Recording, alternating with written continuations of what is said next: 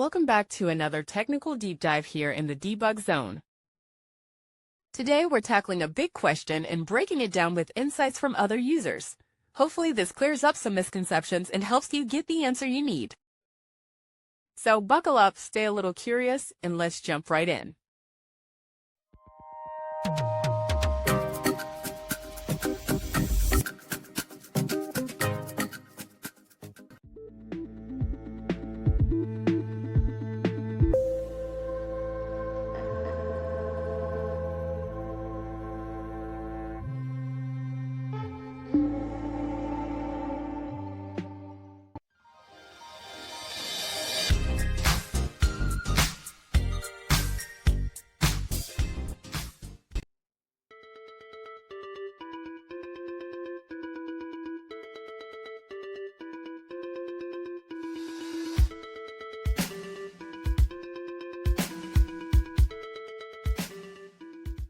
And that's a wrap.